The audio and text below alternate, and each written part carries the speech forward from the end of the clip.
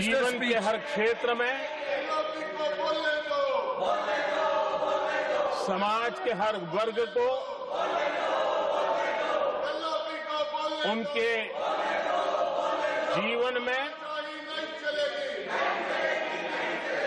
परिवर्तन का एक कालखंड रहा है। एक सही दिशा में तेज गति से देश आगे बढ़ रहा है। आदरणीय राष्ट्रपति जी ने बहुत ही बढ़िया तरीके से पूरी संवेदनशीलता के साथ उन्होंने दिस इज नॉट करेक्ट, इस विषय को हम सबके सामने प्रस्तुत किया है। आदरणीय सभापति जी, मेरी एक प्रार्थना है, आदरणीय खड़गे जी की उम्र देखते हुए वो बैठ करके भी नारे बोल सकते हैं तो अच्छा होगा, ताकि उनको कष्ट न हो। पीछे नौजवान बहुत लोग हैं, तो खड़गे जी को आज बैठते बैठते भी When you are speaking, they are listening. You are नारे बोलने की अनुमति दे दीजिए।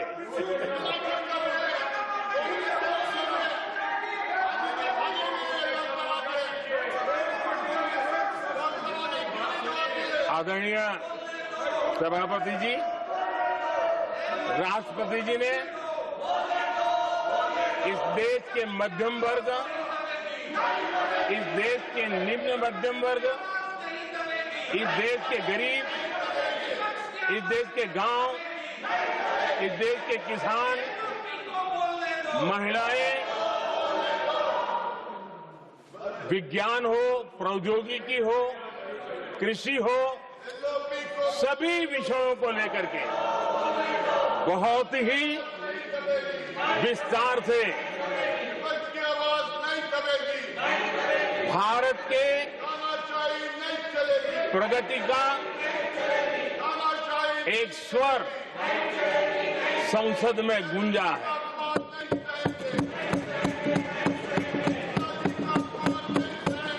देश के नौजवान भारत के सामर्थ्य को कैसे आगे बढ़ा रहे हैं, इसकी भी विस्तार से चर्चा की है। हर वर्ग के सामर्थ्य को उन्होंने शब्दांकित किया है, और इतना ही नहीं, आदरणीय राष्ट्रपति जी ने भारत के उज्जवल भविष्य के प्रति एक विश्वास व्यक्त किया है। ये अपने आप में हम सबके लिए प्रेरक है। आदरणीय सभापति जी, 21वीं सदी का प्रथम क्वार्टर पूरा हो चुका है, लेकिन ये दूसरा क्वार्टर जैसे पिछली शताब्दी में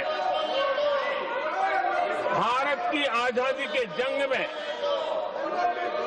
दूसरा क्वार्टर बहुत ही निर्णायक बना था। मैं साफ साफ देख रहा हूं कि विकसित भारत के निर्माण की दिशा में ये दूसरा क्वार्टर भी उतना ही सामर्थ्यवान होने वाला है, उतना ही तेज गति से आगे बढ़ने वाला है। और इसलिए आदरणीय सभापति जी, राष्ट्र का हर व्यक्ति ये महसूस कर रहा है कि एक अहम पड़ाव पर हम पहुंच चुके हैं। अब न हमें रुकना है, न हमें पीछे मुड़ करके देखना है। I will not go ahead to what you are doing. आगे ही आगे देखना है। Please, my dear, I am not going to let you से चलना now. है। You please प्लीज बैठिए। और लक्ष्य को प्राप्त करके ही हमें सांस लेनी है। उस दिशा में हम आगे बढ़ रहे हैं। Nothing should go on without except to the Prime Minister's speech.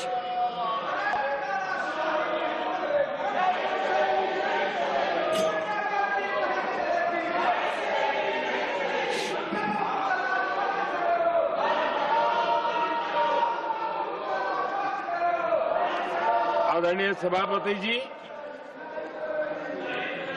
वर्तमान में अगर हम देखें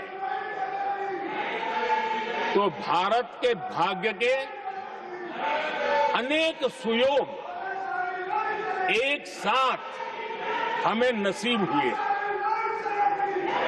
ये अपने आप में बहुत ही उत्तम संयोग है, ऐसा मैं मानता हूं। सबसे बड़ी बात है, विश्व के समृद्ध से समृद्ध देश भी बुजुर्ग होते जा रहे हैं। वहां की आबादी उम्र के उस पड़ाव पर पहुंची है हम जिन्हें बुजुर्ग के रूप में जानते हैं। हमारा देश ऐसा है जो विकास की नई ऊंचाइयां छू रहा है। उसी समय दिनों दिन हमारा देश युवा होता जा रहा है, युवा आबादी वाला देश है। ये अपने आप में एक बहुत अच्छा सुयोग है। आदरणीय सभापति जी, दूसरी तरफ मैं देख रहा हूं जिस प्रकार से विश्व का भारत के प्रति आकर्षण बढ़ा है, और उसमें भी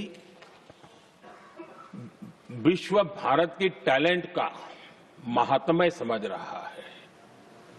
हमारे पास आज दुनिया का बहुत ही महत्वपूर्ण टैलेंट पूल है, युवा टैलेंट पूल है, जिसके पास सपने भी हैं, संकल्प भी है, सामर्थ्य भी है। और इसलिए ये दूसरा सुयोग है। शक्ति का आशीर्वाद हमारे साथ है। आदरणीय सभापति जी, भारत आज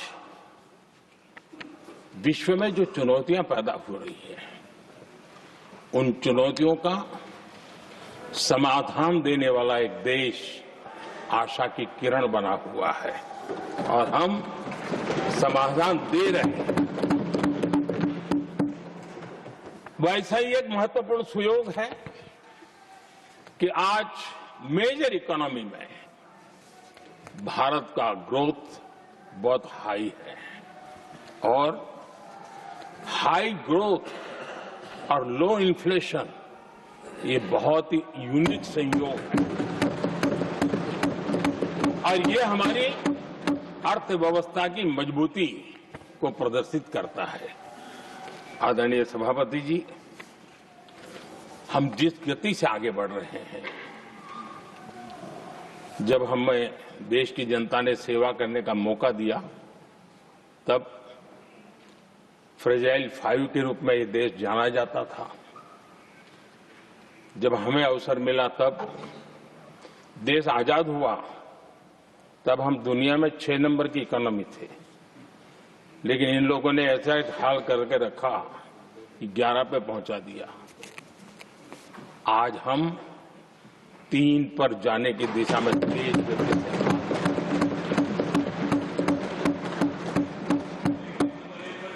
आदरणीय सभापति जी, आज कोई भी सेक्टर देश कीजिए, चाहे साइंस हो, चाहे स्पेस हो, चाहे स्पोर्ट्स हो, हर क्षेत्र में आज भारत एक कॉन्फिडेंस के साथ, आत्मविश्वास से भरा हुआ भारत है।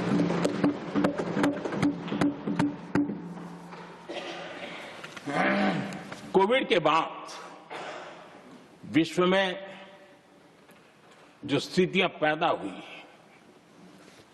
और ऐसी नई नई चीजें जुड़ती गई, आज दुनिया संभल नहीं पा रही है। ऐसे में साफ साफ नजर आ रहा है कि दुनिया एक नए ग्लोबल ऑर्डर की तरफ, नए वर्ल्ड ऑर्डर की तरफ आगे बढ़ रहा है। सेकेंड वर्ल्ड वॉर के बाद एक वर्ल्ड ऑर्डर बना था, अब एक नए वर्ल्ड ऑर्डर की तरफ विश्व बहुत तेजी से आगे बढ़ रहा है। और सबसे बड़ी खुशी की बात है, सारी घटनाओं का अराजनीतिक तरीके से निष्पक्ष भाव से विश्लेषण करेंगे तो झुकाव भारत की तरफ है।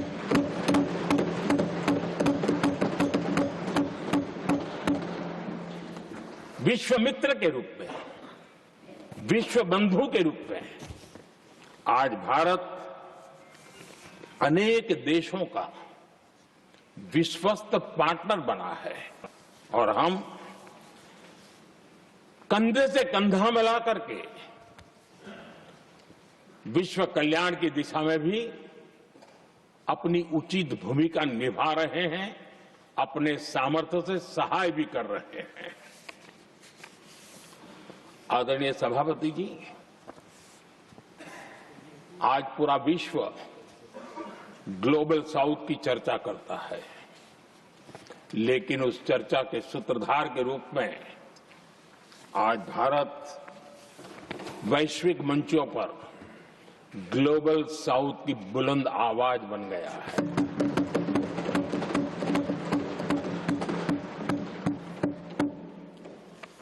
अनेक देशों के साथ आज Bharat future ready trade deals कर रहा है।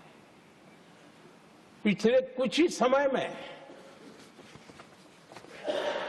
दुनिया के महत्वपूर्ण 9 बड़े देशों के साथ 9 बड़े हमारे ट्रेड डील हुए हैं और उसमें मदर ऑफ ऑल डील एक साथ 27 देशों के साथ, यूरोपियन यूनियन के साथ।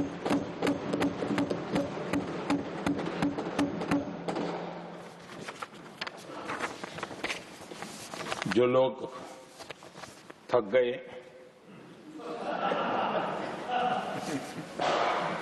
बेचारे चले गए,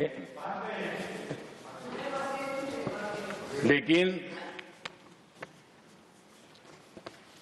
कभी न कभी उनको जवाब देना पड़ेगा कि देश की ऐसी हालत कैसे बना के रखी थी कि दुनिया का कोई देश हमसे डील करने के लिए आगे नहीं आता था।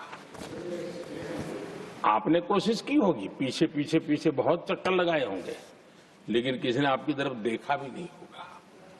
क्या स्थिति ऐसे पैदा की? दुनिया के देश ऐसे ही भारत के साथ डील नहीं कर रहे हैं। आदरणीय सभापति जी, इसके पीछे सबसे बड़ी बात, डेवलप कंट्रीज एक डेवलपिंग कंट्री के साथ डील करता है ना, वो अपने आप में भी अर्थ जगत के लिए एक बहुत बड़ा और मेरे लिए नई बात नहीं है। जब मुझे गुजरात में सेवा करने का अवसर मिला था तो मैं एक वाइब्रेंट गुजरात समिट करता था और मेरे लिए गर्व की बात थी कि एक स्टेट, हिंदुस्तान का एक स्टेट, मेरी इस वाइब्रेंट समिट के partner country, develop country Japan हुआ करता था। एक राज्य ने सामर्थ्य दिखाया था, आज मेरा देश ये सामर्थ्य दिखा रहा है।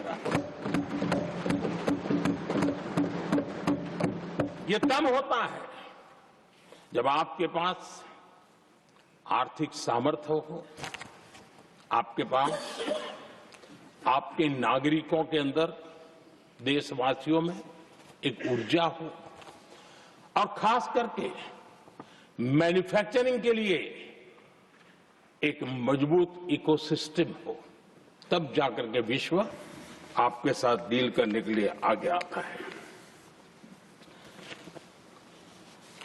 वोट बैंक की राजनीति में डूबे हुए लोगों ने कभी भी देश के ऐसे अनेक पहलुओं पर मजबूती देनी चाहिए, ये कभी उनकी प्राथमिकता नहीं रही और उसी का परिणाम है। और जहां तक कांग्रेस पार्टी का सवाल है,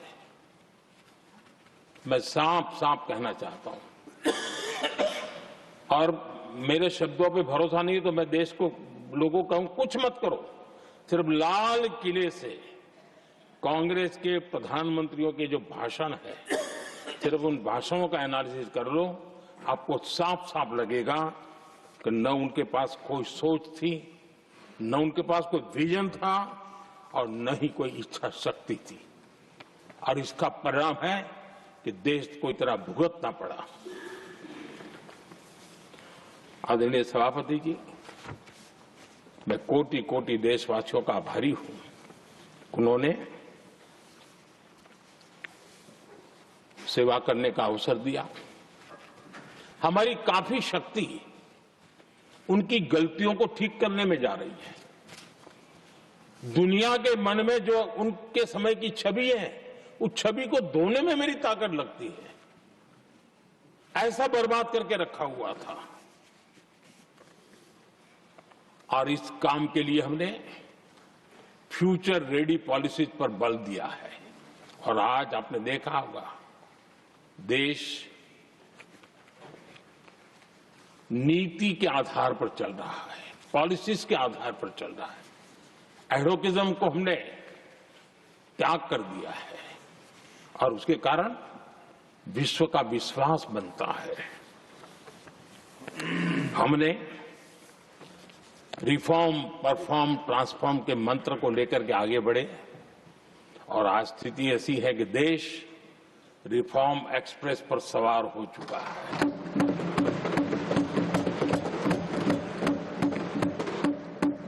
हमने स्ट्रक्चरल रिफॉर्म्स किए हैं, प्रोसेस से जुड़े रिफॉर्म्स किए हैं, पॉलिसीज में रिफॉर्म किए हैं।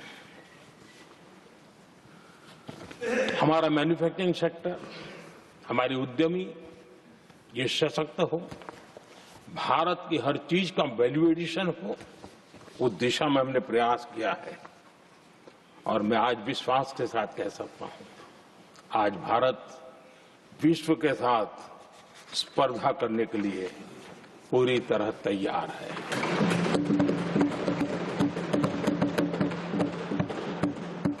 जब मैं विश्व के सीईओ फोरम की समिट देखता हूं, आज दुनिया हमारे उद्यमियों को समानता के रूप में देखती है। और जब पिछले दिनों सभी दलों के डेलीगेशन विश्व में गए थे, ये भाव उन्होंने भी अनुभव किया और आकर के मुझे सभी दल के माननीय सांसदों ने अपने अनुभव बता रहे थे, बड़ा गर्व से कह रहे थे कि हाँ, बराबरी से बात हो रही है। ये हमारे लिए अपने आप में बात है। आदरणीय सभापति जी, एमएसएमई का बहुत बड़ा नेटवर्क जितना सामर्थ्यवान होता है, वो लंबे अरसे तक इकोनॉमी को एक ताकत देता है। हमने उस दिशा में बल दिया और हमने कई रिफॉर्म्स किए हैं। आज हमारे एमएसएमई नेटवर्क पर दुनिया का भरोसा बढ़ रहा है। बड़े बड़े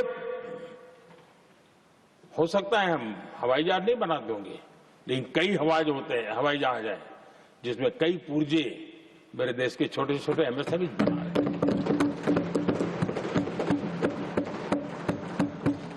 आदरणीय सभापति जी, देश में हुए इन प्रयासों का नतीजा सबके सामने है।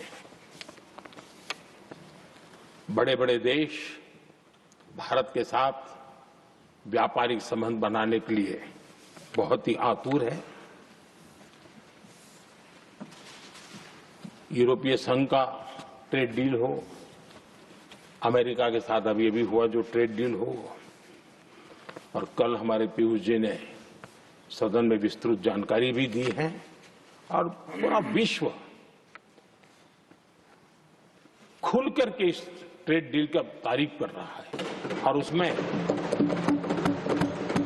यूरोपियन यूनियन के साथ ट्रेड डील हुआ तो विश्व को एक भरोसा हुआ कि अब वैश्विक स्तर पर स्थिरता की संभावना बढ़ेगी।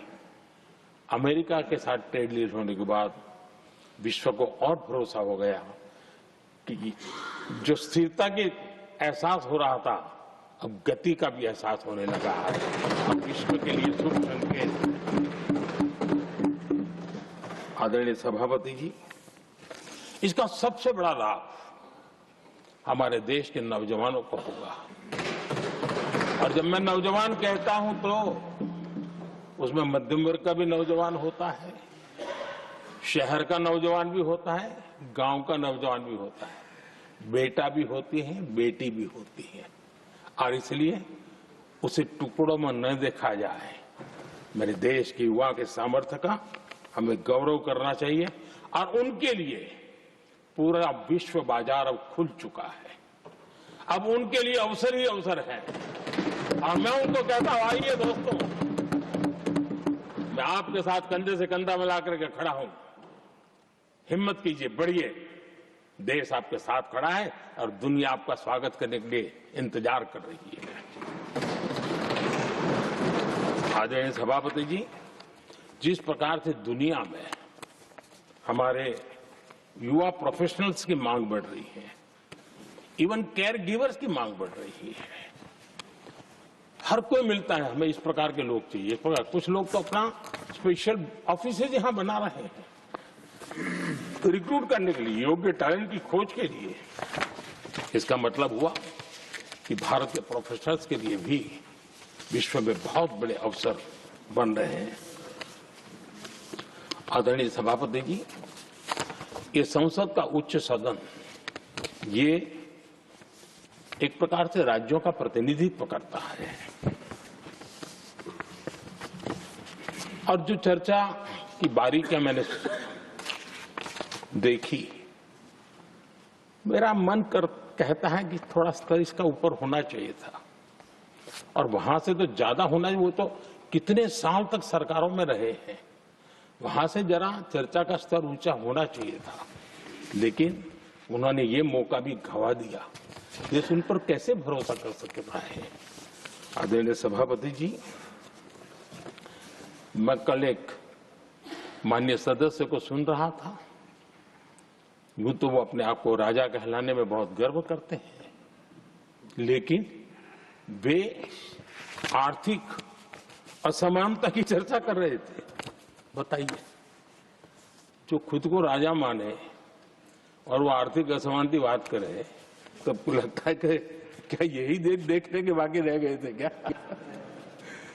आदरणीय सभापति जी, हमारे टीएमसी के साथियों ने काफी कुछ कहा। जरा खुद तो अपने गरेबा में देखें। निर्मम सरकार पतन के जितने भी पैरामीटर्स हैं, उन सब पैरामीटर्स में नए नए रिकॉर्ड बनाते जा रहे हैं और यहां उपदेश दे रहे हैं। क्या हाल करके रखा हुआ है। ऐसी निर्मम सरकार से वहां के लोगों का भविष्य अंधकार के अंदर डूब रहा है, लेकिन इनको कोई परवाह नहीं है।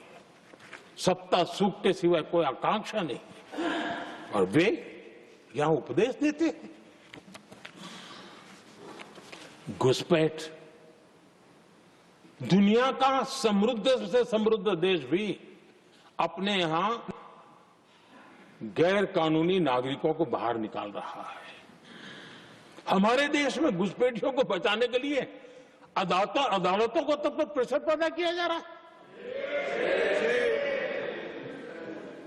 मेरे देश का नौजवान कैसे ऐसे लोगों को माफ करेगा जो घुसपैठियों की वकालत करने के लिए ताकत लगा रहे हैं। और घुसपैठिए मेरे देश के नौजवानों के हक छीन रहे हैं, उनकी रोजी रोटी छीन रहे हैं, आदिवासियों की जमीन छीन रहे हैं, बेटे बेटियों के जिंदगी पर खतरे पैदा हो रहे हैं। लेकिन उनके लिए महिलाओं पर अत्याचार होते रहे। सत्ता नीति के सिवाय कुछ करना नहीं, और वो यहां पर हमें उपदेश दे रहे हैं। और ऐसे चिंताजनक सभी विषयों पर आंखें मूंद करके बैठे हुए वो लोग हैं। एक हमारे माननीय सदस्य काफी कुछ बोल रहे थे, जिनकी पूरी सरकार शराब में डूब गई, जिनके शीश महल घर घर में नफरत का कारण बन गए, और शायद उनको ब्लैक शब्द ज्यादा पसंद है। हर एक अपना अपना एक भूतकाल होता है।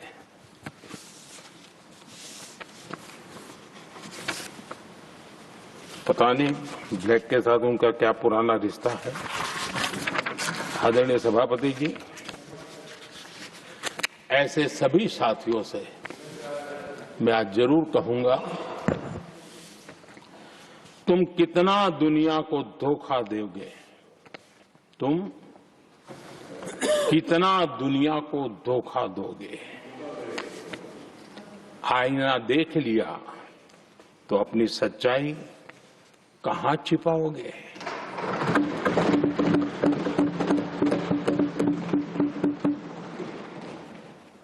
कांग्रेस हो, टीएमसी हो, डीएमके हो, लेफ्ट हो, ये दशकों से केंद्र में सत्ता में रहे हैं, सत्ता के भागीदार रहे हैं।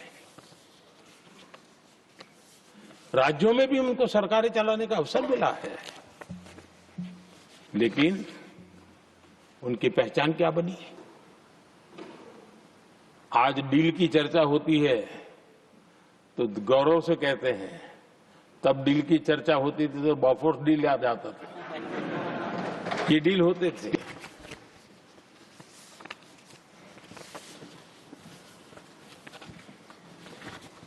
उन्होंने सिर्फ जेब भरने का काम किया। नागरिकों के जीवन में बदलाव आना उनकी प्राथमिकता नहीं थी। आदरणीय सभापति जी, मैं कुछ उदाहरणों के साथ भी बात बताना चाहता हूं, क्योंकि यहां चर्चा में ये सारे विषय आए हैं और इसलिए मुझे कहना बहुत जरूरी है। अब एक उदाहरण देता हूं मैं बैंकिंग सेक्टर का। बैंकिंग सेक्टर एक प्रकार का अर्थव्यवस्था की ग्रिड होता है। 2014 से पहले फोन बैंकिंग का कालखंड था। नेता के फोन जाते थे और उसके आधार पर करोड़ों रुपया दे दिए जाते थे, और गरीबों को तो बैंकों में दुत्कार मिलती थी, नफरत होती थी। देश की 50% से ज्यादा आबादी बैंक के दरवाजे तक नहीं देख पाई थी। कांग्रेस के नेताओं के फोन पर अरबों रुपये लोगों को दे दिए गए, और जो ले जाते थे वो अपनी पर्सनल प्रॉपर्टी मान करके पैसे हजम कर जाते थे। यही खेल चलता रहा। कांग्रेस और यूपीए के राज में, और आज जो इंडी अलायंस बनकर के बैठे हैं उनके राज में, बैंकिंग व्यवस्था तबाही के कगार पर खड़ी थी। मैं नया प्रधानमंत्री के पद का दायित्व मुझे मिला, मैं एक देश के मुखिया से मैं मिला, ऐसे ही बात कर रहा था। मैंने कहा बैंकिंग की दृष्टि से हम कुछ आगे बढ़ना चाहिए। उन्होंने कहा पहले एक बार साहब जरा, अभी आप नए हो, आपके बैंकों की व्यवस्था का अध्ययन कर लीजिए। हम कैसे हिम्मत करें। एक देश के नेता ने कोई ये जानकारियां थी, उसने मुझे बताया, यहां इनको कोई परवाह ही नहीं। यानी एक प्रकार से उन्होंने जिस प्रकार से बैंकिंग व्यवस्था हुए, एनपीए के पहाड़ खड़े हो गए थे। जहां भी देखो चर्चा चलती थी, एनपीए का क्या होगा, एनपीए का क्या होगा, कैसे बचेंगे। आदरणीय सभापति जी, चुनौती बड़ी थी, लेकिन हमने समझदारी से काम दिया। बैंकिंग व्यवस्था के सब कर्ता धर्ताओं को विश्वास में लिया। रिफॉर्म की आवश्यकता थी, हिम्मत के साथ रिफॉर्म किए। पारदर्शी व्यवस्था बनाई, ढेर सारे बैंकिंग रिफॉर्म्स हुए और जो सरकारी बैंक दुर्बल हो चुकी थी, ठीक नहीं चल पाती थी, उसको हमने बड़ी बैंक के साथ मर्जर कर दिया। और मुझे याद है किसी एक महाशय, बड़े अपने आप को विद्वान मानने वाले ने लिखा था, अगर मोदी सरकार बैंकों में ये कर ले तो हिंदुस्तान का बहुत बड़ा रिफॉर्म हो जाएगा। वो काम मैंने आते ही कर दिए थे। आदरणीय सभापति जी, और इन सारी चीजों का नतीजा हुआ, बैंकों में जो बीमारी घर कर गई थी, उस बीमारी से बैंकों को मुक्ति मिली।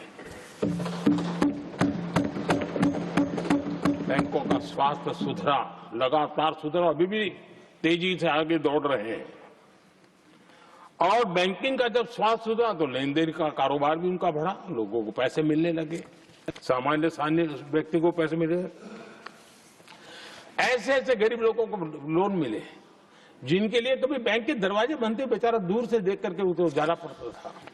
आज मुद्रा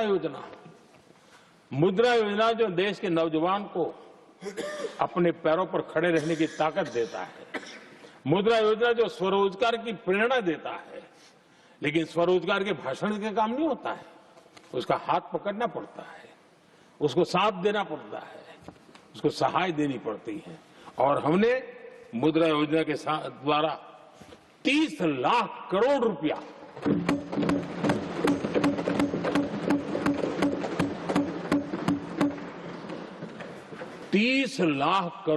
से ज्यादा लोन मुद्रा योजना के माध्यम से और बिना गारंटी देश के नौजवानों के हाथ में दिया और उन्होंने अपने कारोबार को आगे बढ़ाया। और गर्व की बात है, उसमें बहुत बड़ी मात्रा में माताएं बहनें भी हकदार बनी, लाभार्थी। सेल्फ हेल्प ग्रुप, इन दिनों ग्रामीण महिलाएं बड़े सपने देखती हैं, खुद अपने पैरों पर खड़ा होना चाहती थी। विमेन सेल्फ हेल्प ग्रुप का हमने विस्तार तो किया ही किया, लेकिन 10 करोड़ बहनों को हमने सीधी आर्थिक मदद की व्यवस्था की। हमारे एमएसएमई सेक्टर को हमने भरपूर लोन दी।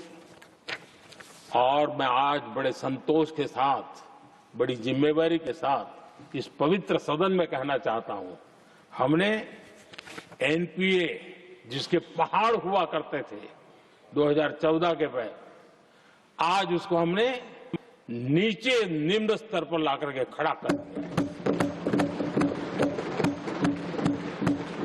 आज एनपीए 1% से भी नीचे है। ये अपने आप में बैंकों के स्वास्थ्य के लिए बहुत उत्तम काम हमने किया। मैंने इतना ही नहीं,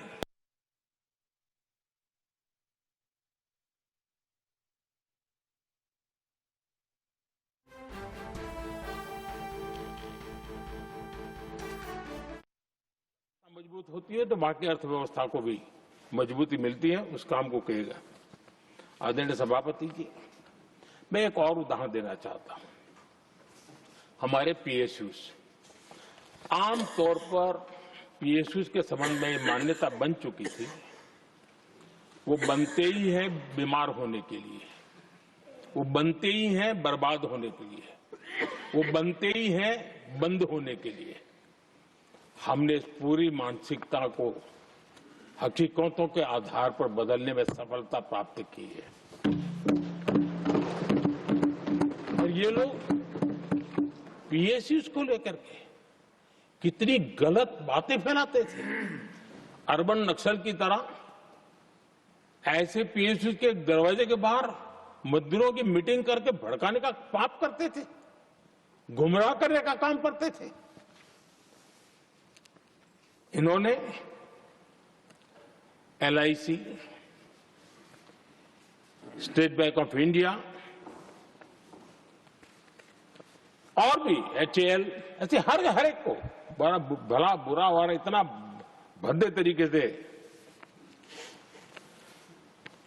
जब उनकी सरकार थी तब तो ये इन चीजों को संभाल नहीं पाते थे, उसको कुछ कर भी नहीं पाते थे। आदरणीय सभापति जी, हमने इसमें भी हिम्मत दिखाई। हमने पीएसयूज के संबंध में भी रिफॉर्म्स किए, रिफॉर्म्स की एक लगातार परंपरा चलाई। आज एलआईसी बेस्ट तरीके से उसने पूरे कार्यकाल में अपना एलआईसी का जन्म हुआ तब तक उत्तम से उत्तम परफॉर्मेंस का कालखंड उसका गुजर रहा है। जिन पीएसयूज को कांग्रेस के नेता ताले लगवाने की कगार पर पहुंच चुका था और उसी पर अपनी राजनीतिक रोटी सेकने का प्रयास भी किया गया था, आज हमारे पीएसयूज रिकॉर्ड प्रॉफिट पर हैं।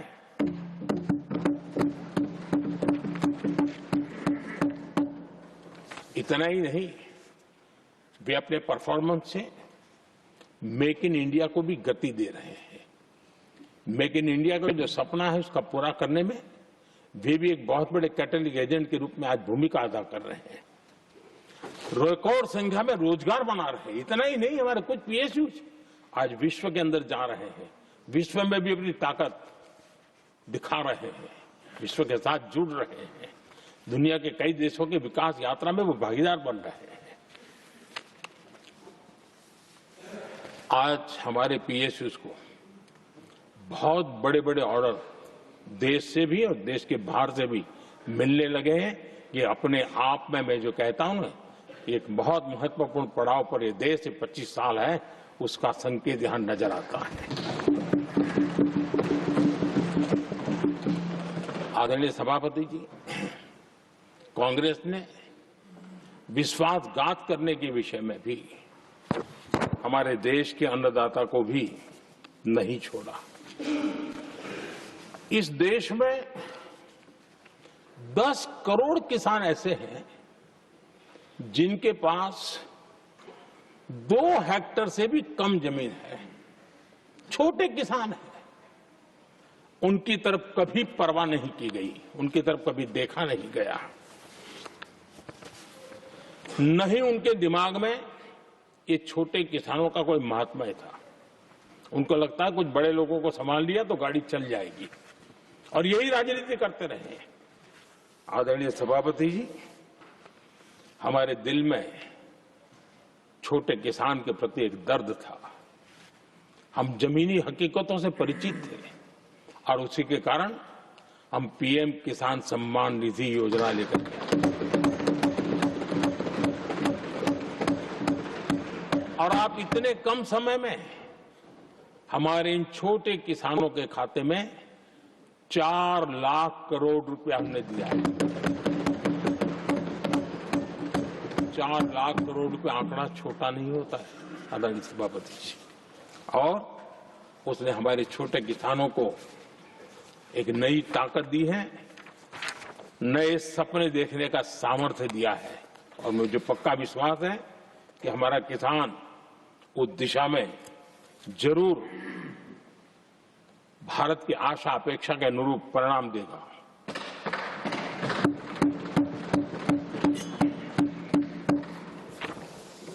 आदरणीय सभापति जी,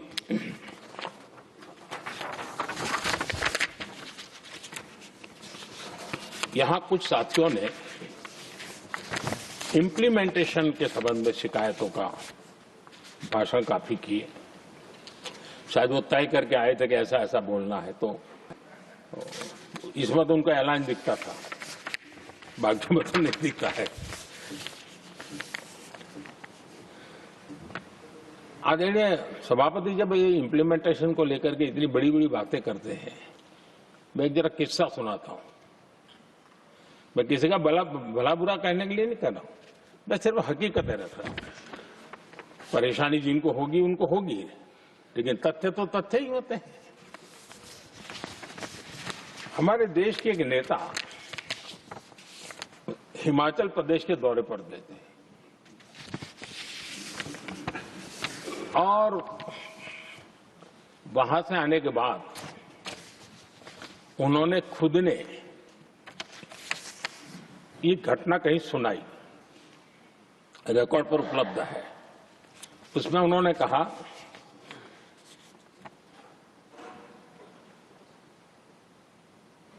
उस नेता ने क्या कहा, मैं उन्हीं के शब्द पढ़ रहा हूं। काफी लंबे समय तक मुझे योजना आयोग से संघर्ष करना पड़ा, क्योंकि वे पहाड़ी क्षेत्रों के लिए अलग योजनाएं बनाने को तैयार ही नहीं थे। मैं हिमाचल प्रदेश गई थी। जब मैं वापस आई तो मैंने योजना आयोग में कहा कि हमारे कामदारों को, वर्कर्स को जीप की जरूरत नहीं है, बल्कि खच्चरों की आवश्यकता है, ताकि कम से कम उन पर सामान आदि लादा जा सके। आगे उन्होंने कहा, लेकिन मुझे बताया गया हम पैसा तो जीप के लिए ही देंगे, क्योंकि खच्चरों के लिए पैसे देने की पॉलिसी नहीं है। इसी भाषण में आगे वो कहती हैं, अब वहां सड़कें ही नहीं थी। उनका कहने का कारण यह था कि हिमाचल में जहां वो गई वहां सड़कें ही नहीं थी। अब वहां सड़कें ही नहीं थी तो फिर उस पर जीप का क्या लाभ हो सकता है? जीप लेकर के कौन जाएगा जहां रोड नहीं है? लेकिन उस समय योजना आयोग का जोर था या तो जीप या तो कुछ भी नहीं। आदरणीय सभापति जी, ये भाषण किसी और का नहीं, ये कांग्रेस के वरिष्ठ नेता और तत्कालीन प्रधानमंत्री इंदिरा गांधी का भाषण है।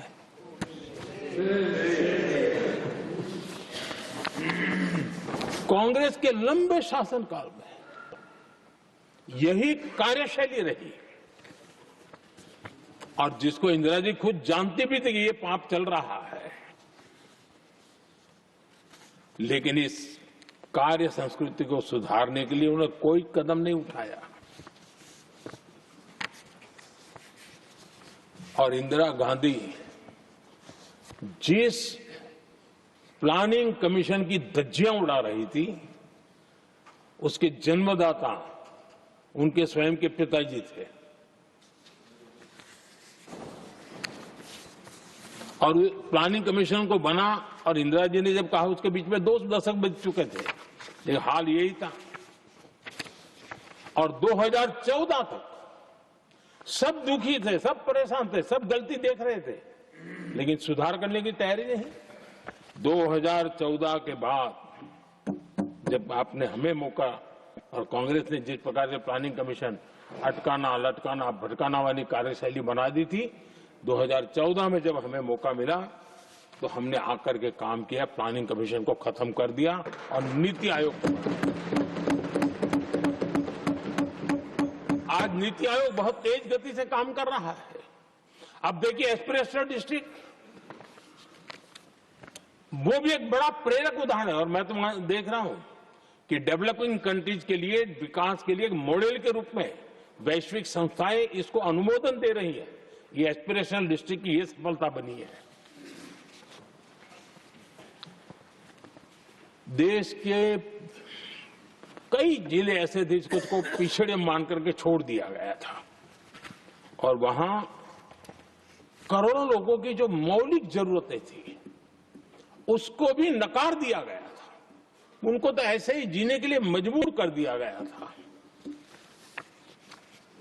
और जो पिछड़े इलाके थे वो और पिछड़े होते गए और बर्बादी आती गई। और हालत तो सरकार में ऐसी थी कि जब किसी को पनिशमेंट ट्रांसफर करनी होती थी, पनिशमेंट पोस्टिंग देना होता, तो ऐसे ही जिलों में भेजा जाता था ताकि वो और खराब करे। वो ये हाल बन गया था, ये वर्क कल्चर बन गया था। हमने इस स्थिति को बदला। सबसे पहला आग्रह किया, यंग होनहार अफसरों को लगाया जाएगा और पूरा 3 साल का मौका उसको दिया जाए काम करने का। एक के बाद अब निर्णय किए। और आज देखिए किसी समय छत्तीसगढ़ का हमारा बस्तर एस्पिरेशनल डिस्ट्रिक्ट में था, आज वो बस्तर पूरे देश में बस्तर ओलंपिक के नाम से चर्चा में है।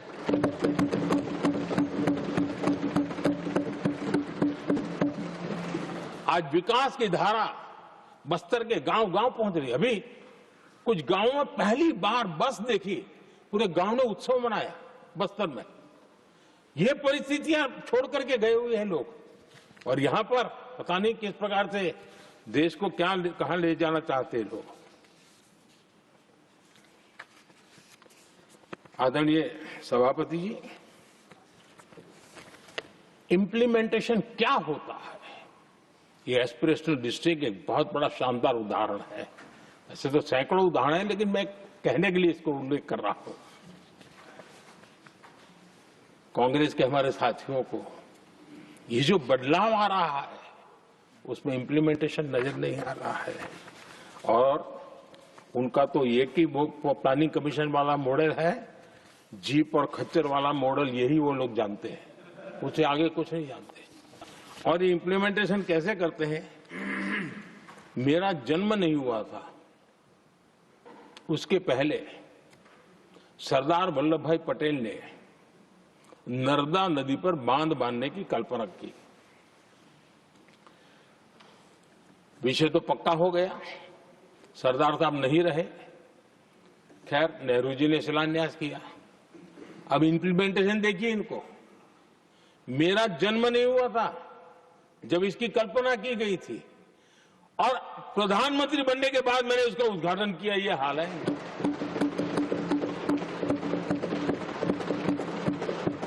और उनका इम्प्लीमेंटेशन देखिए, मुझे मुख्यमंत्री रहते हुए 3 दिन अनशन पर बैठना पड़ा था नर्मदा सरदार सरोवर डैम के लिए, मेरे राज्य के किसानों के लिए।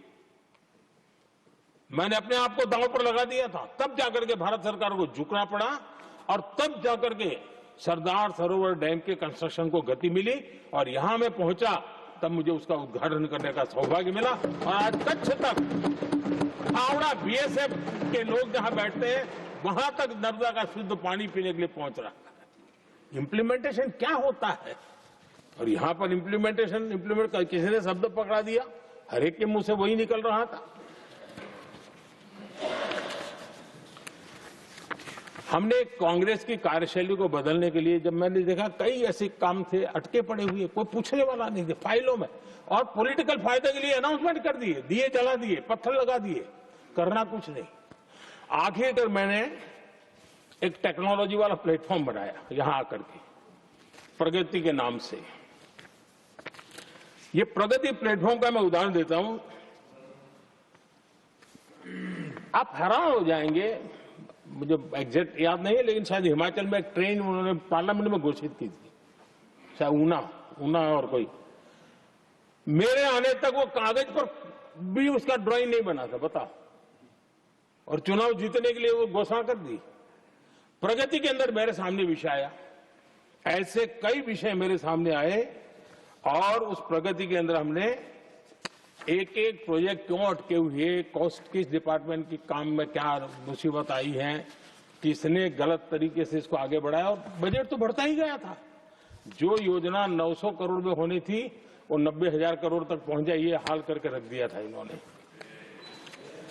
हमने एक टेक्नोलॉजी प्लेटफॉर्म बनाया, हर महीने बैठा, अभी मैंने 50वां एपिसोड पूरा किया उस मीटिंग का, और लगातार उस काम करते करते और संबंधित राज्यों को भी बिठाया, उनकी कठिनाइयों को भी समझा, उसके इम्प्लीमेंटेशन में कौन मिनिस्ट्री का परेशानी हो रही है, किस स्टेट की परेशानी हो रही है, किस कानून की परेशानी हो रही है, हर एक की बारीकी से देखा।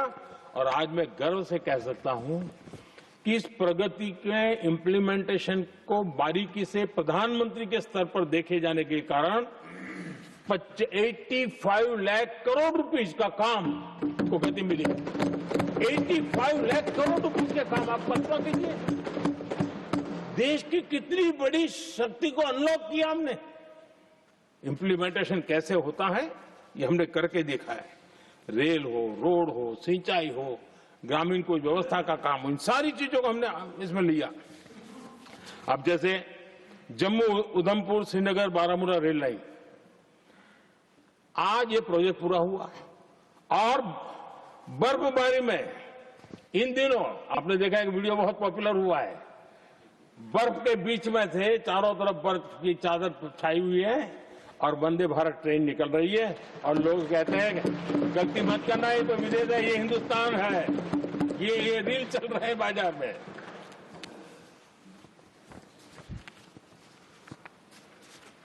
लेकिन 3 दशक तक यही प्रोजेक्ट लटका हुआ था। 3 दशक, 30 साल आप कल्पना कर सकते, 2 पीढ़ी आगे बढ़ जाए, ये यही के अटके पड़े थे। हमारी सरकार ने इसको पूरा किया।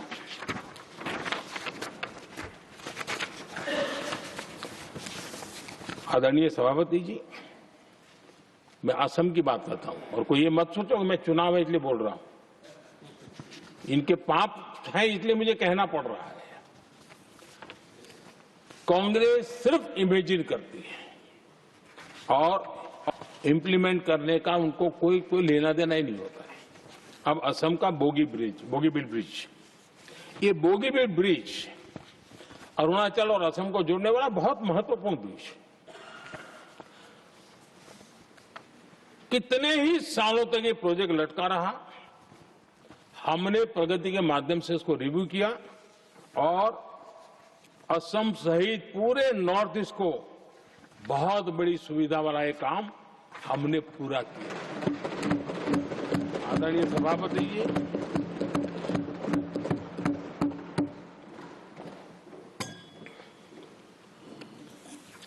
इंप्लीमेंटेशन की बातें जब करते हैं तो एक बार हमारे पास तो तथ्यों के साथ चीजें हैं कि हमने चीजों को समय पर पूरा करने की दिशा में आगे बढ़े। और इन दिनों तो जो काम कर रहे हैं समय से पहले हो रहा है। हमने पूरी दुनिया को कहा था कि हम 2030 तक यहां पहुंचेंगे सोलार में, हमने वो काम 2025 में कर दिया।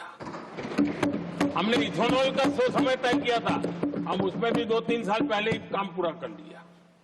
तो एडवांस में हम काम पूरा करने का, इंप्लीमेंटेशन की ताकत हमारे से उससे भी ज्यादा है। आदरणीय सभापति जी, भाजपा हो, एनडीए हो, हमारा अप्रोच, चीजों की तरफ देखने का हमारा दृष्टिकोण, समस्या के समाधान के लिए हमारी सोच और कांग्रेस के बीच में आसमान जमीन का अंतर है, बहुत फर्क है। मैं आपको उदाहरण देता हूं। हमारी सोच ये है कि 140 करोड़ देशवासी ये इतने सामर्थ्यवान हैं कि वह चुनौतियों को समाधान दे सकते हैं। ये हमारी सोच है, हमारा भरोसा है देशवासियों पर, उनके सामर्थ्य पर हमारा भरोसा है और यही लोकतंत्र की भी सच्ची ताकत होती है। लेकिन कांग्रेस देशवासियों को ही समस्या मानती है।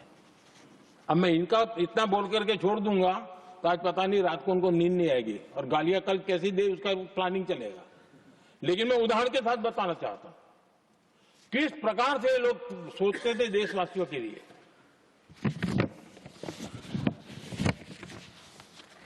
देश के लोगों के बारे में नेहरू जी और इंदिरा जी की सोच क्या थी, मैं उसके विषय में बताना चाहता हूं। इंदिरा जी एक बार ईरान गए थे और ईरान में वो भाषण दे रही थी और उस भाषण में उन्होंने नेहरू जी के साथ जो बातचीत हुई थी उसका उल्लेख किया। खुद ने कहा है, उन्होंने कहा, और मैं जो इंदिरा जी ने कहा था उसको कोट कर रहा हूं, जब किसी ने मेरे पिताजी से पूछा, यानी नेहरू जी से पूछा कि उनके सामने कितनी समस्याएं हैं, तो उन्होंने उत्तर दिया था 35 करोड़। नेहरू जी ने जवाब दिया था कि उनके सामने कितनी समस्याएं हैं, बोले 35 करोड़। उस समय हमारे देश की जनसंख्या थी 35 करोड़। अब आगे देखिए, 35 करोड़ देशवासी नेहरू जी को समस्या लगते थे। ऐसा कोई मुखिया हो सकता है क्या जी? और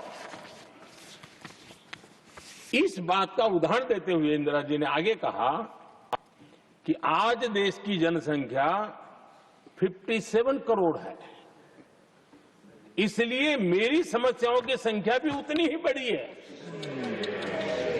यानी पिताजी को 35 करोड़ समस्या वाले देशवासी लगते थे, अब 57 करोड़ उनको समस्या। कोई ऐसा हो सकता है जो अपने ही देशवासियों को समस्या माने? ये फर्क है उनकी सोच और हमारी सोच में, ये फर्क है उनके अप्रोच और हमारे अप्रोच में।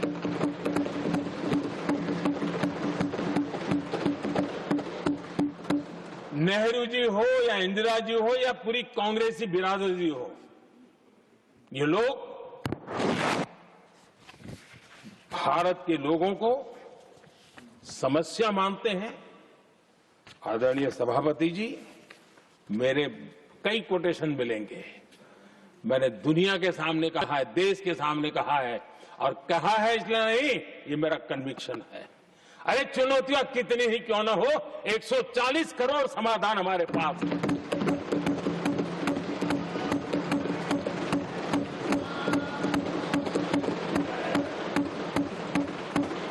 हमारे लिए देशवासी समर्थक की पूंजी है। हमारे लिए हर देशवासी भारत का उज्जवल भविष्य का नियंता है, निर्माता है, कर्ता धर्ता है। हम उसको समस्या कैसे कह सकते हैं? ऐसी सोच वाले लोग अपने परिवार का ही भला करेंगे और किसका करेंगे? आदरणीय सभापति जी, होता है कोई बल्ब होता है, कोई लट्टू जलता हुआ उसमें उजाला निकलता, पता नहीं था उनको। 18,000 गांव 2014 के बाद जब आपने हमें दायित्व देशवासियों ने दिया, उन 18,000 गांव जिन्होंने कभी बिजली का मुंह तक नहीं देखा था, बिजली का शब्द भी कान पे नहीं सुना था, उन घरों में उजाला पहुंचाया। इसलिए इनको मोदी की कब्र खोदने के सिवाय अब कोई रास्ता नहीं दिख रहा है। आदरणीय सभापति जी, वो भी एक वक्त था जब देश में बार बार खबरें आती थी, मीडिया में हेडलाइन हुआ करती थी, सरहद की स्थिति के संबंध में बयान आते थे। गोला बारूद नहीं है, बुलेट प्रूफ जैकेट नहीं है, बर्फ के बीच खड़ा है, बर्फ में खड़े रहने के लिए जो जूते चाहिए वो जूते तक नहीं उसके पास। ये खबरें आती थी। हमने देश के जवानों के लिए खजाने खोल दिए। देश के जवानों को जो चाहिए वो देने की कर पड़ी। और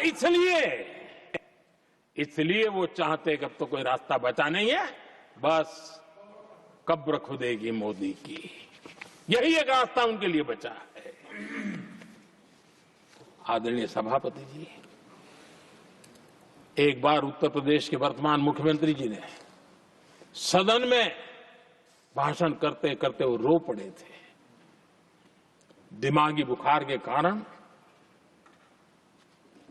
बच्चे, अनगिनत बच्चे मर रहे थे। इनको कभी सूझा नहीं कि इस दिमागी बुखार से मुक्ति दिलाई जा सकती है। आदरणीय सभापति जी, आंख की बीमारी ट्रकोमा, लोग परेशान होते थे, आंखें चली जाती थी और विज्ञान प्रगति कर चुका था, हो सकता था, वो नहीं कर सकते थे। हमने दिमागी बुखार से भी मुक्ति दिलाई और हमने ट्रकोमा से भी देश के लोगों की आंखें बचाई। यही सफलताएं हैं, यही संवेदनशीलता है। समाज के लिए जीने मरने का यही संकल्प है। पल पल, तिल तिल समाज के लिए बिताना, घिसना, झलना, वो उनको परेशान कर रहा है। तब जाकर के मोदी तेरी कब्र खुदेगी, ये मंत्र लेकर के चल रहे हैं, ये सपने देख करके चल रहे हैं और बातें लोकतंत्र की करते हैं। मोहब्बत की दुकान के साइन बोर्ड लगाते हैं। क्या सार्वजनिक जीवन में ऐसी नफरत होती है? आदरणीय सभापति जी, इनकी सरकार रिमोट से चलती थी, मेरी सरकार भी रिमोट से चलती है। 140 करोड़ देशवासी मेरा रिमोट है।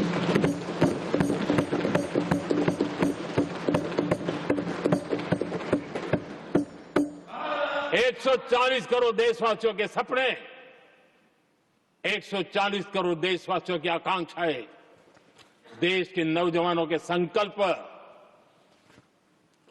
इनके लिए हम जीते हैं, इनके लिए सरकार चलाते हैं। सत्ता हमारे लिए सुख का रास्ता नहीं है, सत्ता हमारे लिए सेवा का माध्यम है।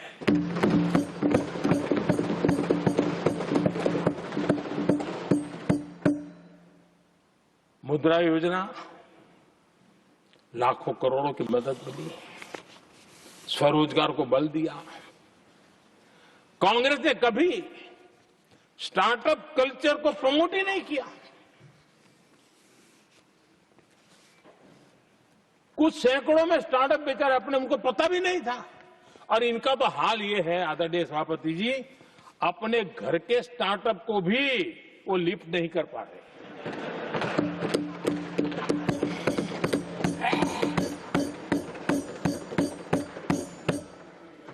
और हमारी सरकार में आज 2 लाख से ज्यादा स्टार्टअप है।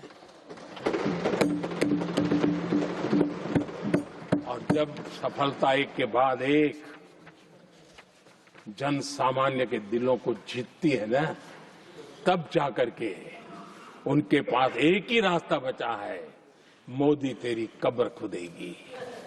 लेकिन उस हमारा याद कीजिए, बीएसएनएल को लेकर के चुटकुले चलते थे, कार्टून बनते थे। आज स्वदेशी 4G स्टैक हमने खड़ा कर दिया। 5G दुनिया में सबसे तेज गति से रोल आउट करने का काम हमने कर दिया। कम्युनिकेशन की नई जनरेशन, नई टेक्नोलॉजी, नई सोच, इसको हमने आगे बढ़ाया। और इसलिए दर्द जुबान पे आ रहा है, मोदी तेरी कब्र खुदेगी। आदरणीय सभापति जी, गरीब की सेवा ये मेरा सौभाग्य है। 4 करोड़ गरीबों को पक्के घर देना मैं जीवन में सुकून मानता हूं। बिजली, पानी, गैस का सिलेंडर, टॉयलेट की सुविधा, मुझे लगता है कि हाँ, परमात्मा ने मुझे सही दिशा में काम करने की प्रेरणा दी है। पहली बार गांव की महिला गर्व से कह रही है, हाँ मैं लखपति दीदी बनी हूं। तो दूसरी कह रही है, इस साल तक मैं लखपति दीदी बन जाऊंगी। जो बन गई है उनको जब पूछता हूं, नहीं बोले साहब अब तो करोड़पति के लिए सोच रहे हैं। ये जो मिजाज बदला है, जो आत्मविश्वास बढ़ा है, और ऐसे देश के कोटि कोटि जनों के आशीर्वाद जिस इंसान पर हो, कोटि कोटि माताओं बहनों का जिस पर रक्षा कवच हो, नारे कितने ही लगा लो, कब्र तुम नहीं खोद पाओगे। ये देश की शक्ति, आशीर्वाद रूपी कवच, माताओं बहनों का मेरे प्रति जो भाव रहा है, जिस श्रद्धा भाव से मैंने माताओं बहनों की सेवा करने का काम किया है, जिनको कोई पूछता नहीं था, उसको मोदी पूजाता है। यही कारण है,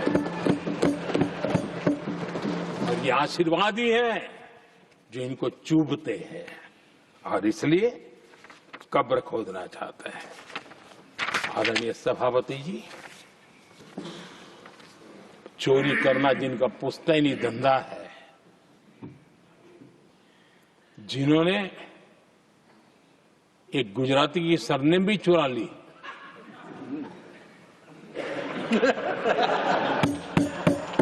महात्मा गांधी की सरनेम चुरा ली।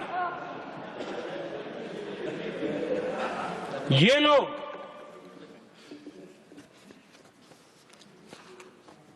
और देश की जनता इतनी समझदार कि ऐसी ऐसी पटक देती है, ऐसी पटक देती है तो लोगों को। आदरणीय सभापति जी,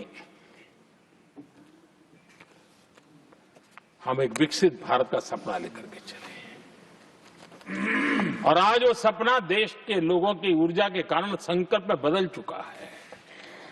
आज कहीं पर भी जाइए, हर कोई ये कहता है कि 2047 तक विकसित भारत बनना है। और मैं हैरान हूं, कुछ हमारे साथी सदन में इतने निराशावादी, इतने जमीन से कटे हुए लोग, बदलती हुई दुनिया से अनभिज्ञ लोग पता नहीं क्या बोल रहे हैं। वो कहते हैं हम मोदी जी भी 2047 की क्या बोल रहा है, 2047 किसने देगा है?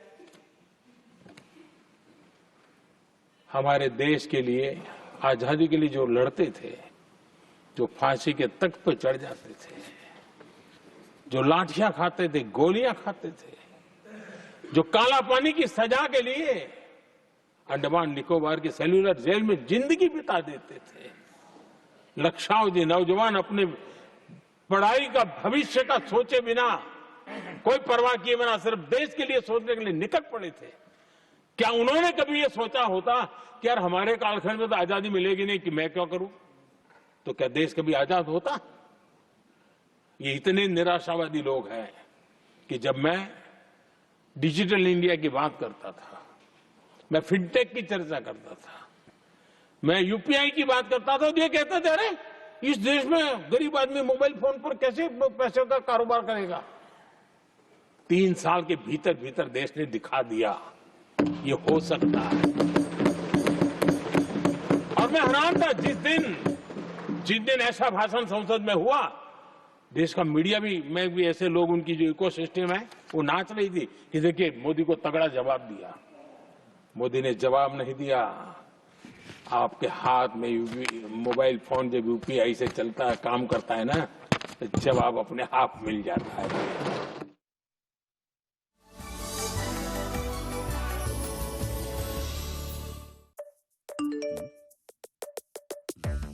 బ్యాలెన్స్ చూడవేనా ఎక్కడైనా ఇన్వెస్ట్ చేసే ఐడియా ఉందా? అంతే చెల్లెమ్మ, చాలా మంది బ్యాలెన్స్ చూసుకొని సంతోషపడుతుంటారు, ఎక్కడ ఇన్వెస్ట్ చేయరు. అలాంటి వారందరి కోసం అత్యుత్తమైన ఇన్వెస్ట్మెంట్ మార్గమే స్వర్గసీమ వారి అమేయ. ఇక్కడ 10 సంవత్సరాల పాటు మెయింటెనెన్స్ ఫ్రీ ఉంది, 30+ ఎమ్యూనిటీస్ ఉన్నాయి, వీకెండ్ హోమ్ కట్టుకుని హ్యాపీగా ఉండొచ్చు.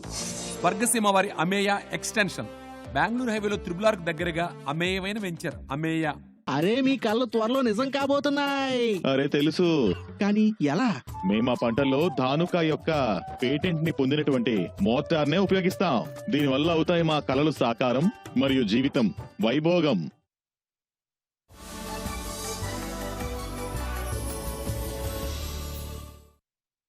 सभापति जी, देश का भविष्य उज्जवल बनाना है, वर्तमान भी उज्जवल बनाने के लिए अविरत कार्य करना होता है। हम विकसित भारत के सपने के लाइट में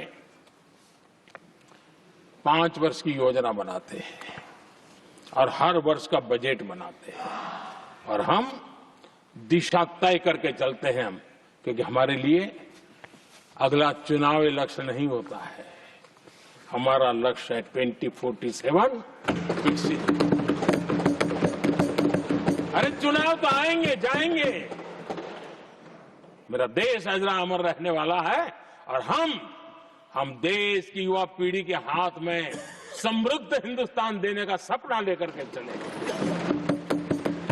जिन बच्चे जो आज घर में बालक है ना, उनको भी मैं देख करके सोचता हूं कि मैं इसके हाथ में ऐसा हिंदुस्तान देकर के जाऊं ताकि हमें अपने काम का संतोष हो। 2047 की और 2047 की ये बातें करते हैं। आदरणीय सभापति जी, आज जिस प्रकार से हम इनिशिएटिव लिए, चाहे स्पेस हो, साइंस हो, टेक्नोलॉजी हो, समंदर की गहराई हो, जल, थल, नभ, अंतरिक्ष, हर क्षेत्र में नए संकल्प, नई ऊर्जा, नए कदम और नई सिद्धियों को लेकर के देश आज आगे बढ़ रहा है। हम ग्रीन हाइड्रोजन पर काम कर रहे हैं, हम आने वाले युग को समझ पा रहे हैं। हम क्वांटम कंप्यूटिंग की बात कर रहे हैं, हम एआई मिशन को लेकर के चल रहे हैं और आज दुनिया मानने लगी है कि एआई मिशन भारत बहुत कुछ दुनिया को दे सकता है। ये विश्वास आज दुनिया में बना है। आज दुनिया में क्रिटिकल मिनरल, रेयर अर्थ राजनीतिक हथियार बन गया है। हम उस पर फोकस कर रहे हैं ताकि कभी भारत को किसी के पास हाथ फैलाने की नौबत ना आ जाए। आदरणीय सभापति जी, ऐसे तो अनगिनत प्रोजेक्ट हैं जिसमें विदेश का इन्वेस्टमेंट आना ही आना है, क्योंकि अब हर किसी को अपना भविष्य भारत की भूमि में नजर आ रहा है। हर किसी को अपना भविष्य भारत की टैलेंट के भरोसे नजर आ रहा है। हर किसी को भविष्य भारत के उज्जवल भविष्य के साथ खुद के उज्जवल भविष्य को जोड़ करके दिखता है। और इसलिए दुनिया आज विकसित भारत की बात हम क्यों कर रहे हैं, जिनके दिमाग में नहीं पड़ता है, दुनिया को समझ आ रहा है कि भारत ने सही दिशा पकड़ी है। चलो अब चर्चा वहां चल रही है कि हम बस न चुक जाए। कल तक चर्चा चलती थी इंडिया मिस करता है, अब दुनिया को लगता है अब हम लेट न हो जाए, वहां आने की स्पर्धा चल रही है। आदरणीय सभापति जी, आने वाला समय भारत के लिए अवसरों से भरा हुआ है, भारत के नौजवानों के लिए अवसरों से भरा हुआ है। भारत के उज्जवल भविष्य के लिए मैं पूरी संभावनाएं रेखांकित कर सकता हूं, मैं देख सकता हूं और उसके दिशा में नीतियां बनाकर हम आगे चल रहे हैं।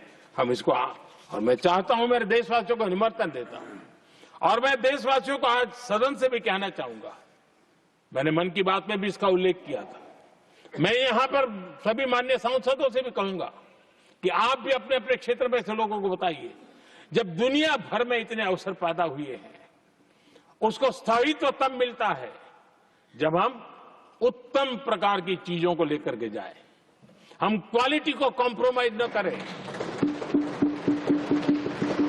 मुनाफा कम क्यों न हो, लेकिन क्वालिटी को हम निरंतर उत्तम करते जाएंगे। इनोवेशन करना पड़ेगा, करेंगे, रिसर्च करना पड़ेगा, करेंगे, प्रोडक्ट में मटेरियल बदलना पड़े तो बदलेंगे, लेकिन हम दुनिया में क्वालिटी की दृष्टि से उत्तम हो, तब जाकर के जो आज राजनीतिक दृष्टि से जो निर्णय होते हैं उसका बेनिफिट लेने के लिए हमने पीछे नहीं रहना चाहिए। मेरे देशवासियों से मैं आज यही आग्रह करूंगा कि आप क्वालिटी के विषय में मेरा साथ दीजिए, क्वालिटी में कॉम्प्रोमाइज न करिए। आप देखिए, दुनिया सिर्फ और सिर्फ made in India, made in Bharat, made in India, made in Bharat, इसके लिए गीत गाने लग जाएगी। आदरणीय सभापति जी, मैं कांग्रेस के मित्रों का भी आज आभार व्यक्त करता हूं कि कम से कम मुझे, उनको पता था, पहले प्रयोग कर चुके थे, पिछले 10 साल में मुझे 5-6 बार इस प्रकार से बोलने से रोका गया, क्योंकि उनको मालूम था एक बार शुरू होता हूं तो रुकता नहीं। और मैंने कहा था एक बार एक अकेला, तो अब अनुभव से सीख गए कि इसमें कोई दाल गलने वाली नहीं है, तो समझदारी से काम लिया और ऐसी समझ उनको निरंतर मिलती रहे, ये भी मैं प्रार्थना करता रहूंगा। आदरणीय सभापति जी, मैं राष्ट्रपति जी के उद्बोधन में योगदान देने वाले सभी सांसदों का भी आभार व्यक्त करता हूं। जो भी उत्तम विचार यहां प्राप्त हुए हैं, उत्तम विचार देश की प्रगति में जरूर काम आएंगे, ऐसा मैं विश्वास देता हूं। और आदरणीय राष्ट्रपति जी का इस संबोधन के लिए मैं हृदय से आभार व्यक्त करते हुए मेरी वाणी को विराम देता हूं। बहुत बहुत धन्यवाद।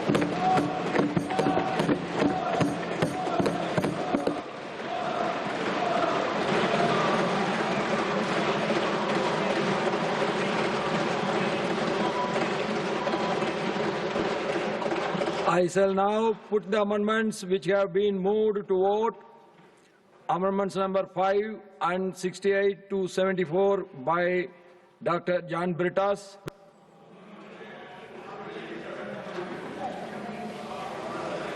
I shall now put the amendments to vote. Those in favor will please say aye. Those against will please say no. I think the noes have it, the noes have it, the noes have it. Amendment numbers 5 and 68 to 74 are negatived. Amendment number 25 to 31 by Professor Manoj Kumar Jha. Not present. John Bitter is also not present. I shall now put the amendments to vote. Those in favor will please say aye. Those against will please say no. I think the noes have it, the noes have it, the noes have it. Amendment number 25 to 31 are negatived. Amendment number 32 to 34 by Sriman Tiruchi Siva. Not present. I shall now put the amendments to vote. Those in favor will please say aye. Those against will please say no. I think the noes have it, the noes have it, the noes have it. Amendment numbers 32 to 34 are negatived. Amendment number 44 to 48 by Sriman Pramod Tiwari ji. I shall now put the amendments to vote. Those in favor will please say aye. Those against will please say no. I think the noes have it, the noes have it, the noes have it. Amendments number 44 to 48 are negatived.